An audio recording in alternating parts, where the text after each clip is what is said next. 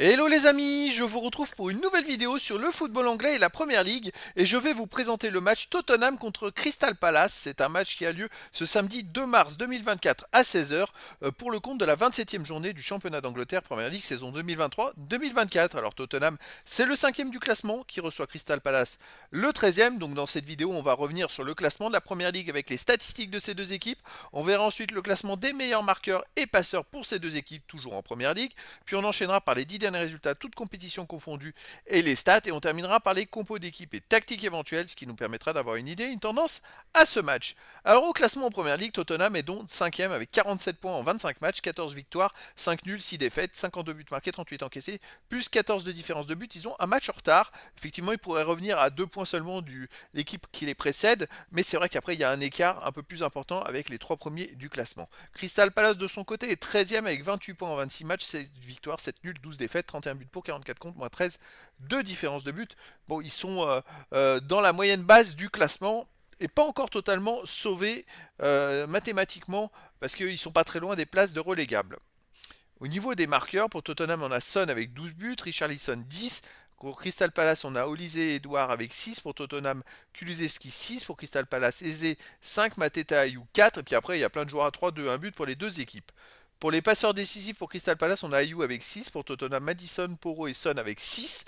Ensuite, Mateta de Crystal Palace est à 4. Johnson de Tottenham 4. Et après, il y a des joueurs à 3, 2, 1 passe pour les deux équipes. Les 10 derniers résultats, toutes compétitions confondues. Tottenham, c'est 5 victoires, 2 nuls, 3 défaites, 18 buts marqués, 16 encaissés, plus 2 de différence de but. Alors, ils sont pas très réguliers en ce moment. Ils alternent match, victoire, nul, défaite, victoire.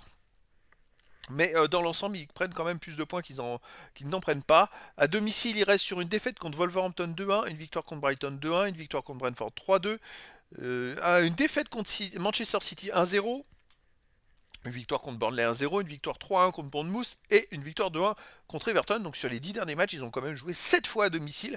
C'est plutôt énorme. Et je regardais sur les 7 fois, ils ont fait déjà 5 victoires et 2 défaites. Donc voilà, c'est quand même une équipe qui est costaud à domicile. Crystal Palace de son côté sur les 10 derniers matchs, c'est 3 victoires de nul, 5 défaites, 13 buts pour, 19 contre, moins 6 de différence de but. Alors moins 6 alors qu'ils viennent de gagner le dernier match à domicile 3-0. Donc ça peut les booster psychologiquement. À l'extérieur, ils restent sur un nul à Everton, un partout. Une défaite à Brighton, une grosse défaite 4-1. Une grosse défaite à Arsenal 5-0. Une défaite à Everton 1-0. Et sinon, ils ont joué aussi à Chelsea, ils ont perdu 2-1. Donc à l'extérieur, ils n'ont pas des super résultats, juste un match nul. Sinon, c'est que des défaites et parfois avec beaucoup de buts.